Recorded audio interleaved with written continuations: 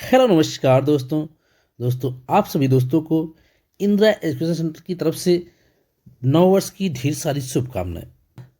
तो दोस्तों आज हम पढ़ने वाले हैं हिंदी का एक महत्वपूर्ण चैप्टर क्रिया, जिसे हम इंग्लिश में वर्ब कहते हैं। तो दोस्तों देखेंगे कि क्रिया क्या होती है, या रचना या कर्म के आधार पर क्रिया के कितने भेद हैं, या कह सकते हैं कि सकर्मक या आक्रामक क्रिया क्या है। तो दोस्तों इसी के साथ शुरू करते हैं। सबसे पहले देखते हैं हम कि क्रिया या वर्ब क्या है। तो दोस्तों जिस शब्द से किसी कार्य का करना या होना समझा जाए या पाया जाए उसे क्रिया कहते हैं। जिस शब्द के द्वारा यह हमें पता चलता है कि कार्य हो रहा है उसी को हम क्या कहते हैं, क्रिया कहते हैं। तो दोस्तों कुछ उदाहरण के माध्यम से समझ लेते हैं कि क्रिया होती क्या है, यह हम कैसे पहचान सकते हैं। तो दोस्तों देखते हैं, जैसे हमने कहा कि श्याम पुस्तक पढ़ता है, श्याम पुस्तक पढ़ता है। तो दोस्तों अभी हमने बताया कि क्रिया क्या है, जिससे हमें यह पता चलता है कि कार्य हो रहा है कि नहीं हो रहा है। तो दोस्तों यहाँ पर यदि कहा जाए कि श्याम पुस्तक पढ़ता है, यहाँ पर जो आपका पढ़ता शब्द है यही हमारी क्या है, क्रिया है। तो दोस्तों यदि यहाँ पर पढ़ता शब्द को हम हटा दें तो श्याम पुस्तक है, श्याम पुस्तक है, तो यहाँ पर क्या कार्य होने का बोध हो रहा है, तो नहीं। यदि पढ़ता शब्द को हटा देते हैं तो यहाँ कार्य नहीं हो रहा है या कार्य होने का बोध नहीं हो रहा है।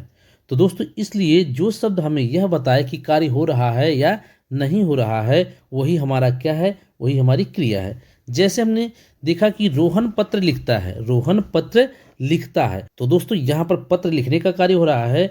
तो दोस्तों यदि हम लिखता शब्द को हटा दें यहाँ से तो यहाँ पर ना कार्य होगा और ना कार्य होने का बोध होगा।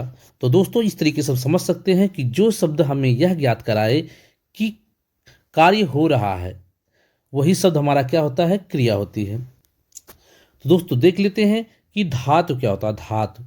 तो दोस्तों जो क्रिया का मूल रूप होता है और क्रिया का मूल रूप ही आपका धातु होता है। जैसे हमने कहा कि पढ़ना, पढ़ प्लस ना। तो दोस्तों यहाँ पर जो पढ़ शब्द है यही आपका धातु है, क्या है, धातु है। और जो ना शब्द है यह आपका हो गया प्रत्यय। जैसे हमने कहा कि लिखना, लिख प्लस ना, तो यहाँ पर लिख शब्द आपका मूल शब्द है या मूल क्रिया है, इसी को हम धातु कहेंगे और ना आपका प्रत्यय है। तो कहेंगे कि जो धातु होती है यह क्रिया का मूल रूप होता है। तो दोस्तों अब हम देख लेते हैं रचना या कर्म के आधार पर क्रिया के कितने भेद होते हैं। तो दोस्तों हम सभी जानते हैं कि रचना या कर्म के आधार पर क्रिया के दो भेद होते हैं। पहला है आपका सकर्मक क्रिया, जिसे इंग्लिश में हम ट्रांसिटिव वर्ब कहते हैं, और दूसरा आपका अकर्मक क्रिया, जिसे हम इंट्रांसिटिव वर्ब कहते हैं। तो दोस्तों सबसे पहले देखेंगे सकर्मक क्रिया। यहाँ पर ये जो लिखा गया है थोड़ा सा टाइपिंग मिस्टेक हो गया है, तो यहाँ पर कर लीजिएगा सकर्मक क्रिया। तो दोस्तों जिस क्रिया के साथ कर्म हो या कर्म की संभावना हो तथा जिस क्रिया का फल कर्म पर पड़ता है उसे सकर्मक क्रिया कहते हैं। तो दोस्तों यह कह सकते हैं कि ऐसा वाक्य जिसमें कर्म आए, ऐसा वाक्य जिसमें कर्म या ऑब्जेक्ट आए, उसी को हम सकर्मक क्रिया कहते हैं। उसको क्या कहते हैं, सकर्मक क्रिया कहते हैं।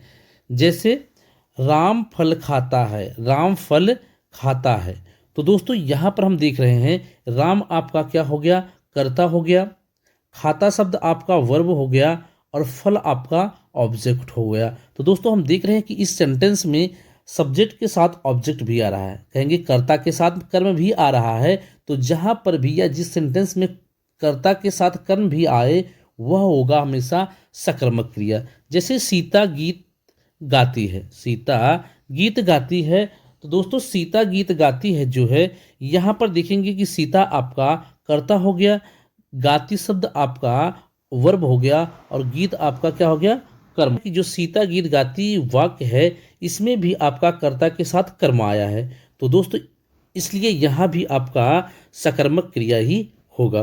तो दोस्तों यदि कहें कि राम खाता है, तो यहाँ पर जो फल शब्द को हटा देते हैं तो राम खाता है। तो दोस्तों यहाँ पर सिर्फ क्या आ रहा है, कर्ता आ रहा है और क्रिया आ रही है, कर्म नहीं आ रहा है। तो जहाँ पर कर्म ना आए वो अकर्मक क्रिया होगी और जहाँ पर कर्म आए वो आपका सकर्मक क्रिया होगी। तो दोस्तों कुछ महत्वपूर्ण तथ्य को देख लेते हैं कि वाक्य में क्रिया से, क्या, कहाँ, किसको से प्रश्न करने पर यदि कोई उत्तर देती है तो उसे कर्म कहते हैं और वह क्रिया सकर्मक क्रिया होती है। तो दोस्तों कहा जा रहा है कि यदि कोई वाक्य है और आपको जानना है कि इसमें सकर्मक क्रिया है या आकर्मक क्रिया है, तो दोस्तों उस वाक्य में हम क्या या कहाँ या किसको से प्रश्न करेंगे। यदि हमें उस प्रश्न का उत्तर मिलता है उस वाक्य के द्वारा, तो वहाँ पर हमेशा आपका सकर्मक क्रिया होगी। अगर कोई उत्तर नहीं मिलता है तो वहाँ पर अकर्मक क्रिया होती है। तो दोस्तों उदाहरण के माध्यम से समझ लेते हैं। जैसे हमने कहा मोहन पुस्तक पढ़ता है, मोहन पुस्तक पढ़ता है। अब यहाँ पर हम प्रश्न करेंगे, देखेंगे तो कहेंगे कि मोहन क्या पढ़ता है, मोहन क्या पढ़ता है। तो हमने यहाँ देखा कि पुस्तक पढ़ता है, तो हमें उत्तर मिल रहा है। हमें क्या मिल रहा है? उत्तर मिल रहा है, इसलिए यहाँ पर आपकी सकर्मक क्रिया होगी। यदि हम कहते हैं कि मोहन पढ़ता है, मोहन पढ़ता है, तो सिर्फ अगर होता कि मोहन पढ़ता है, यदि हम इसमें क्या से प्रश्न करते कि मोहन क्या पढ़ता है, तो वहाँ पर कर्म दिया नहीं होता, तो मोहन क्या पढ़ता है हमें कोई उत्तर नहीं मिलता, इसलिए यहाँ पर सकर्मक क्रिया नहीं होती बल्कि अकर्मक क्रिया होती। दूसरा देख लेते हैं, जैसे श्याम फल खाता है, श्याम फल खाता है। तो दोस्तों यहाँ पर कहेंगे कि श्याम क्या खाता है, श्याम क्या खाता है, तो हमें उत्तर मिल रहा है कि फल खाता है। तो दोस्तों हमें उत्तर मिल रहा है, यही आपका ऑब्जेक्ट, ये कर्म है। तो इस प्रकार के वाक्य में जहाँ पर आपका कर्म पाया जाता है तो वह होगी आपकी सकर्मक क्रिया। और दोस्तों देख लेते हैं कि कहीं कहीं आपका सिर्फ क्रिया देता है, पूरे वाक्य नहीं देता, 4 आपको क्रिया दे देगा। वहाँ पर आपको बताना पड़ेगा कि इसमें से कौन सी सकर्मक क्रिया है, कौन सी अकर्मक क्रिया है। तो वहाँ पर थोड़ा डिफिकल्ट होता है, क्योंकि हम वहाँ पर पूरा सेंटेंस हमें नहीं मिलता है, सिर्फ एक शब्द मिलता है। तो दोस्तों देख लेते हैं कि इसके नियम क्या हैं। कह रहा है कि जब केवल 4 क्रियाएं देकर सकर्मक या अकर्मक क्रिया पूछे तो क्रियाओं से क्या शब्द से प्रश्न करेंगे। यदि क्रिया कोई उत्तर देती है तो सकर्मक क्रिया होगी, और यदि कोई उत्तर नहीं देती है तो अकर्मक क्रिया है। दोस्तों कह रहा है कि यदि सिर्फ आपका एक एक वर्ड दिया जाए, एक एक क्रिया दी जाए, और हमें वहाँ पर बताना पड़े कि इसमें कौन सी सकर्मक क्रिया है, कौन सी अकर्मक क्रिया है, तो दोस्तों यहाँ पर भी कह रहा है कि उसमें हम क्या से प्रश्न करेंगे, क्या से प्रश्न करेंगे। यदि उत्तर मिलेगा तो सकर्मक क्रिया, यदि उत्तर नहीं मिलेगा तो अकर्मक क्रिया। जैसे देख लेते हैं कि यहाँ पर कह रहा है कि निम्न में अकर्मक क्रिया है पढ़ना, गाना, सोना और खाना। तो दोस्तों अब हम देख लेते हैं कि पढ़ना, गाना, सोना और खाना में कौन सी अकर्मक क्रिया है और कौन सी सकर्मक क्रिया है। तो दोस्तों यदि कहा जाए कि पढ़ना, क्या पढ़ना, तो हम कह सकते हैं कि किताब पढ़ना। जैसे गाना, क्या गाना, तो हम कह सकते हैं कि गीत गाना। जैसे क्या खाना, तो हम कह सकते हैं भोजन खाना या फल खाना। दोस्तों यदि कहेंगे कि सोना, क्या सोना, हम क्या सोना नहीं कह सकते, बल्कि यहाँ पर अगर कहेंगे कि कहाँ सोना तो सही बैठेगा, लेकिन हम क्या से प्रश्न करेंगे। तो दोस्तों यदि कहेंगे कि क्या सोना, यहाँ पर एग्जैक्ट उत्तर नहीं मिल रहा है, इसलिए इसमें अकर्मक क्रिया है। जबकि पढ़ना, गाना, खाना आपका सकर्मक क्रिया है, लेकिन यहाँ पर क्या से प्रश्न करने पर उत्तर नहीं मिल रहा है, इसलिए आपका सोना अकर्मक क्रिया हो जाएगी। दूसरा देख लेते हैं, जैसे कि निम्न में सकर्मक क्रिया है। यहाँ पर क्या पूछ रहा है, सकर्मक क्रिया कौन सा है। नहाना, दौड़ना, बनाना या सोना में आपको बताना है कि आपका कौन सा सकर्मक क्रिया है। तो दोस्तों यहाँ पर हम क्या से प्रश्न करके देखते हैं। क्या नहाना कह सकते हैं, नहीं, आपका सटीक उत्तर नहीं मिल रहा है। क्या दौड़ना, नहीं, आपका सटीक उत्तर नहीं मिल रहा है। क्या सोना, आपका सटीक उत्तर नहीं मिल रहा है। लेकिन जब कहेंगे कि क्या बनाना, क्या बनाना है, तो आपको एक सटीक उत्तर मिलेगा कि भोजन बनाना है। क्या है, भोजन बनाना है। तो दोस्तों हम देख रहे हैं इन चारों में से हमें सिर्फ एक में ही सटीक उत्तर मिल रहा है, बनाना शब्द में, इसलिए बनाना शब्द ही आपका क्या हो गई, सकर्मक क्रिया हो गई। तो दोस्तों इस तरीके से हम या इस ट्रिक के माध्यम से हम बता सकते हैं कि जहाँ पर आपको सिर्फ सिंगल क्रियाएं दी हो और उसमें बताना हो कि इसमें कौन सी सकर्मक क्रिया है, कौन सी अकर्मक क्रिया है। तो इस तरीके से हम क्या कर सकते हैं, आसानी से और कम समय में बता सकते हैं कि कौन सी सकर्मक है, कौन सी अकर्मक क्रिया है। तो दोस्तों अब दूसरा भेद देख लेते हैं कि अकर्मक क्रिया क्या है। इसे हम इंग्लिश में इंट्रांसिटिव वर्ब कहते हैं।